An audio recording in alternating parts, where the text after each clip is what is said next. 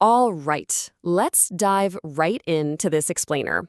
Today, we are going to impartially unpack the fascinating, complex, and honestly highly debated political theories presented in a modern nonfiction classic. We're looking at exactly how political campaigns are engineered, how voters make their choices, and the sometimes wild disconnect between what people vote for and what they actually get. To do this, we're going to explore the arguments laid out in Thomas Frank's famous book, What's the Matter with Kansas? I'll be acting as your neutral guide to examine Frank's central thesis.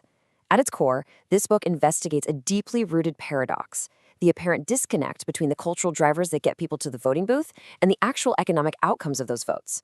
Frank is asking us to look past the surface of political shouting matches and really examine the underlying machinery of modern American politics.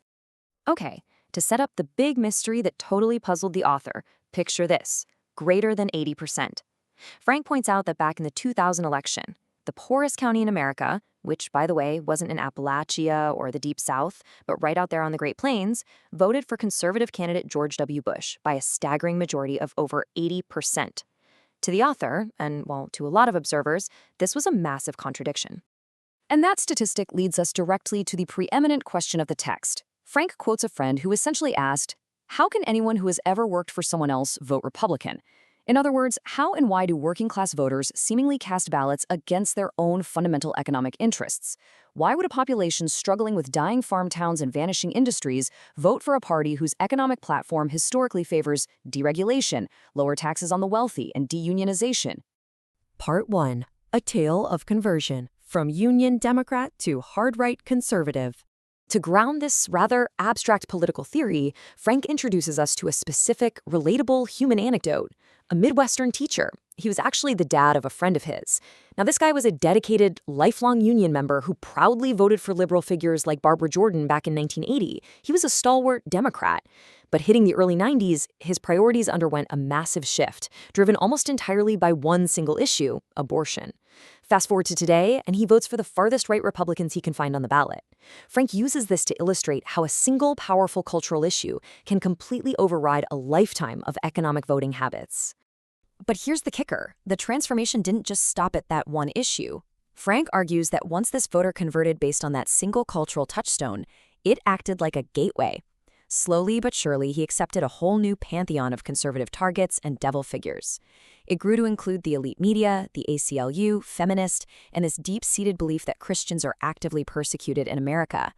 And his individual shift perfectly mirrored the shift of his entire industrial Midwestern town, which essentially transformed into a hard-right stronghold despite suffering severe economic decline. Part 2. Defining the Great Backlash: Culture versus Economics. To explain what's going on here, Frank coins a specific term: the Great Backlash.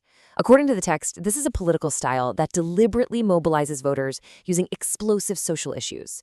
It takes cultural anger, outrage over things like school busing or controversial art or school prayer, and it marshals that outrage to achieve purely economic ends. It is the careful, calculated marriage of cultural grievance to pro-business, free market economic policies. And for this to work, the movement has to systematically downplay economics on the campaign trail. I mean, you won't hear politicians at a rally getting the crowd fired up about lowering the capital gains tax or deregulating the banking industry, right? Instead, the persistent message to voters is that values matter most. It insists that cultural identity, morality, and social issues are the absolute only things that truly matter in the voting booth, successfully overriding any concerns about wages, labor rights, or local economic decay. Part 3. The Bait and Switch: The Primary Contradiction. This brings us to the core mechanism of the movement. It's essentially a massive bait-and-switch operation. Working-class people cast their votes based on passionate cultural issues. So the stated voting goal is, say, to stop abortion. But once in office, what do the politicians actually prioritize? The legislative outcome is a rollback in capital gains taxes. The cultural passion is the bait, and the economic policy is the switch. Frank continues this rhetorical rhythm throughout his analysis. Let's say a voter goes to the polls to project national strength, to stand tall against terrorists or adversaries. Well, that vote is ultimately traded by politicians for the privatization of public safety nets like Social Security. The fury mounts, the voters turn out in droves, but the resulting legislation rarely addresses that original fury. In fact, the author points out something super interesting. These explosive cultural issues are actually never resolved by the elected leaders. And Frank argues this is entirely by design. Abortion is never halted, affirmative action is never fully abolished, the so-called elite culture industry is never forced to clean up its act. Why? Because actually resolving these issues would remove the very outrage that drives people to the polls. The leader's true priority, according to the book, is enacting an economic regimen of low wages and lax regulations, not actually winning the culture war. When you look at Frank's overarching thesis, this really stark contrast emerges. Here is a supposedly anti-establishment working-class movement whose stated goals are defending traditional values, fighting the elite, and empowering average Americans. Yet, the actual outcomes of this movement have paradoxically done historic harm to working-class people. The real results are deunionization, massive reregulation, and an unprecedented concentration of wealth enriching the most affluent. To really hammer this point home, Frank vividly describes this phenomenon as a French Revolution in reverse.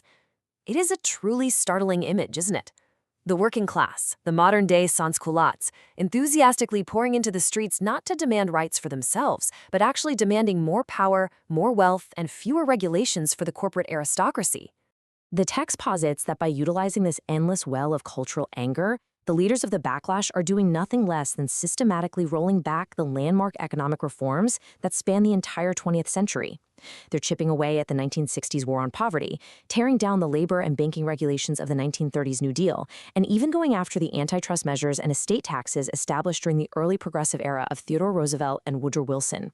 It is literally a total reversal of a century of economic policy, all fueled by cultural grievance. So what does this all mean? Why this theoretical framework matters for you, whether you lean left, right, or straight down the center, is that understanding Frank's Great Backlash provides a super vital analytical lens. It allows us to observe exactly how modern political campaigns are engineered from the ground up to target our deepest cultural identities. By recognizing how cultural bait is used to mask economic switches, we can become much more critical consumers of political messaging, cutting right through the noise to see the actual policies being enacted. To wrap up our explainer today, Frank actually points back in time to an 1892 populist song that goes, "Oh, Kansas fools, poor Kansas fools, the banker makes of you a tool." It's a great reminder that this tension between cultural manipulation and economic reality is not entirely a new trick. And it leaves us with one final provocative question to ponder.